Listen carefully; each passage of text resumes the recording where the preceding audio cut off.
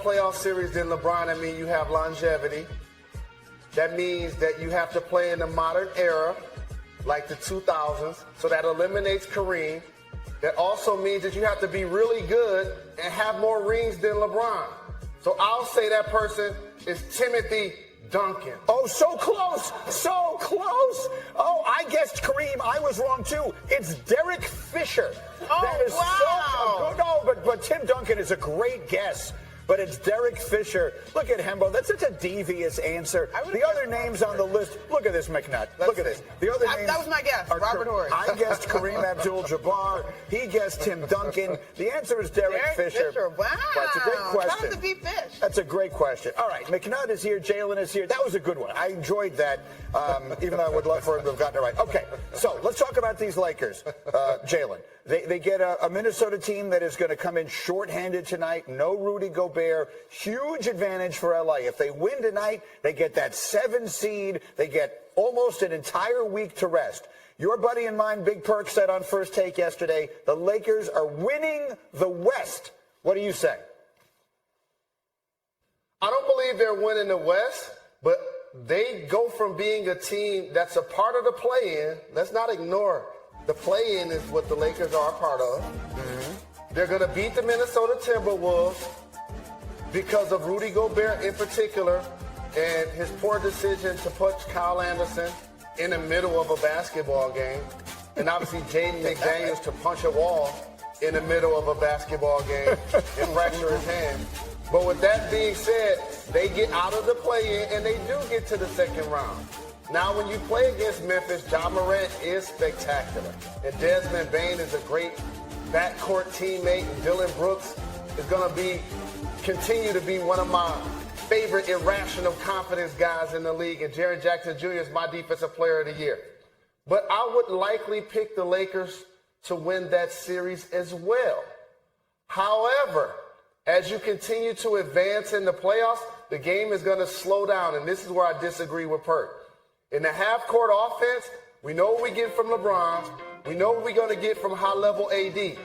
Monica, you're going to need more guys that can get you 15, 20 points in the quarter that can create their own shot in crucial moments.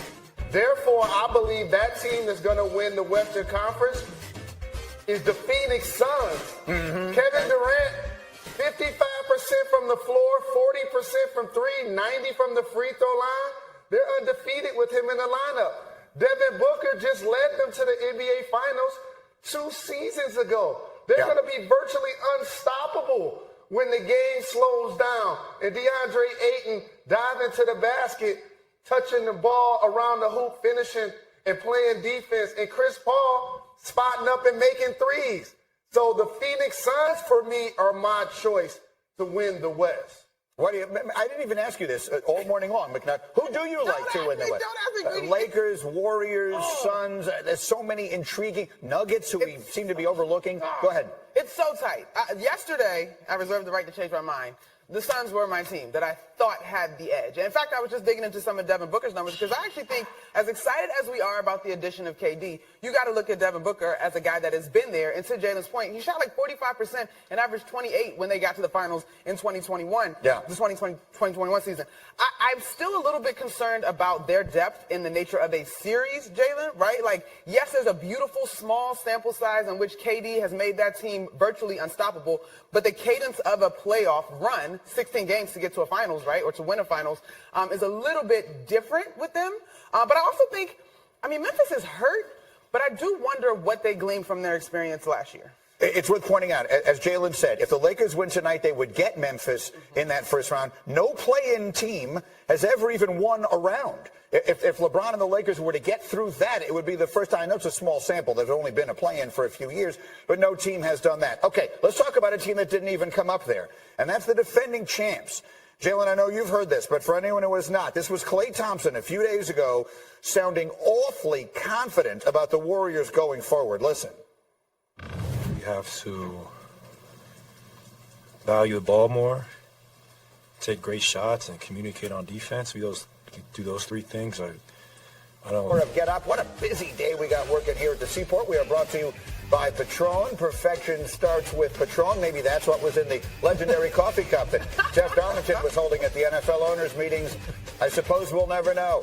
Darlington is here. McNutt is here. RC, D. Wood, Jalen Rose on the way. Let's do this thing. NBA postseason starts tonight. Sort of. It's the play-in, and the Timberwolves are going to be doing it short-handed against the Lakers. They will be without Rudy Gobert tonight in L.A. Gobert suspended for the game after punching a teammate during Sunday's game. Tonight's winner will be the 7th seed in the West and face Memphis in the first round. How significant is this absence? Well, the Lion Caesars opened at -5.5 for the Lakers. It was -6 when the news came down about Gobert.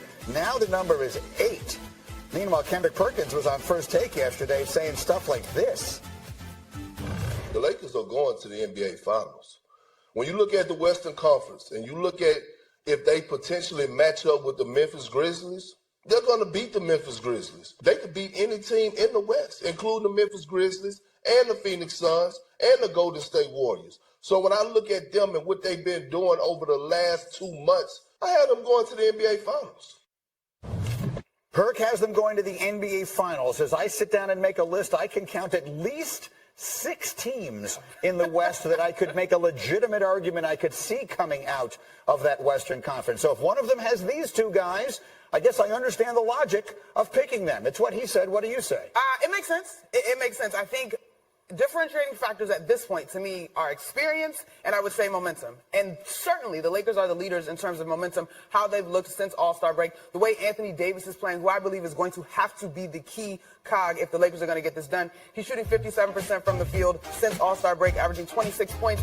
Back in the bubble, he averaged 28 points, shot 57% from the field, but led that team in minutes played as well. And so if Anthony Davis is playing at that caliber of basketball that puts him in that MVP class, then yeah, the Lakers are a problem because LeBron James is not going anywhere. I want to give credit where it is due because I have been critical of Anthony Davis and his seeming inability to put the team on his shoulders the way we thought he might when he first came there to join LeBron. He has done it. When LeBron went down with the foot injury, whatever it is now, 6 weeks ago, we said, and candidly, I laughed at you guys. You were all like, this is a chance for Anthony Davis to carry them. And honestly, in my mind, I'm thinking, they're dead. They're done. Forget it. I did. I get it. Because I didn't believe in him. And he has made a believer out of it. He has. And so I think now, can they build upon that, right? And so, yeah, Perk is looking at a Memphis Grizzlies team that's a little bit wounded. I think this Timberwolves team is limping into this playing game. I'm not concerned with them. And then you see who they would draw after the Memphis Grizzlies. The case is there, but I think I'm not confident in any particular team coming out of the West right now. It's just been that tight. So that's the. I opened the show today by saying I think tonight is critical for the Lakers for 2 reasons. The first one is obvious, which is if you win tonight, you get the rest of the week off rather than having to play for your season Friday. That goes without saying. It's a big win tonight. The other side of it is you're either 7 or 8, depending on whether you get in tonight or Friday. That puts you on one side of the draw or the other. In my head, I'm thinking I want to avoid the side that has both Denver and Phoenix in it. The other side has, let's say, Memphis and Golden State and the Clippers. The Clippers, I'm sorry, are on Phoenix's side. But the Denver and Phoenix on one side, Memphis and Golden State on the other side.